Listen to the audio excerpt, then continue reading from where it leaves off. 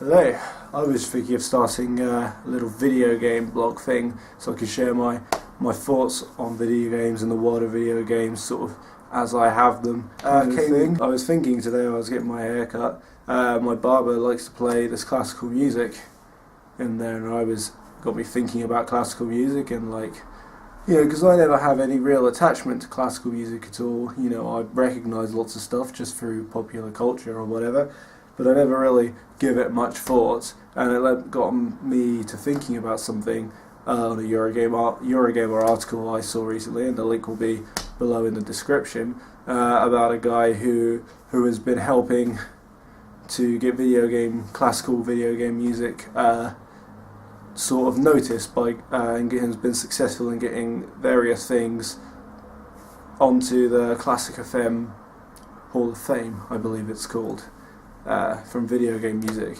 and that's really cool. But one of the things that it got me thinking about is, even though I have no real interest in classical music, I would happily, for instance, go see a live orchestral performance of, say, the Final Fantasy VII score, which is, majority of it, apart from a few, rocky tracks here and then, is done in the kind of classical music style, and there are loads of games now, but this with that classical music kind of element as part of, especially in RPGs, but also gaming music has gotten a lot more film scoring lately, I find, and that's good and bad. But it's not really what I wanted to talk about.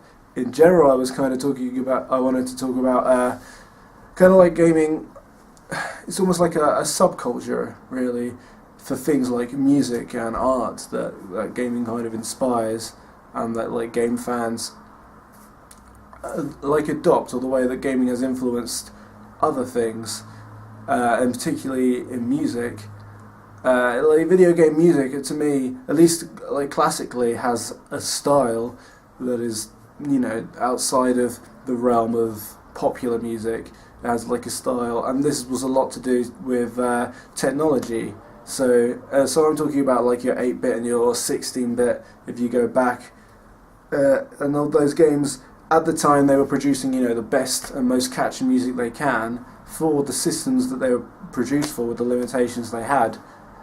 But now, this is a style that a lot of people imitate. You get people who will make 8-bit remixes of things, for instance, or for instance, the guy Smooth McGroove is very popular on YouTube doing purely a cappella, mostly, of those games from that era, and does a really excellent job for me, for instance, especially of imitating the drum sound. And I kind of find, even in popular music now, there's always these sounds that make me think of video games. Like if I was listening to, I don't know, Justice, for instance, or even a lot of dubstep, which is insanely popular, and it's not really a musical genre I enjoy, but you can hear sounds and be like, this sounds like it was, this sounds like old game music, or some of it does, and then there's so many people that would listen to this and enjoy this kind of music without really, ever thinking of that connection, or who have absolutely no interest in gaming. And I find, just in a kind of, I was just thinking that it's interesting the way that how gaming influences. So anyway, I was just wanting to share my thoughts on that, and wondered if anyone watches this video what their thoughts are on. Do you feel that video game has its own musical style?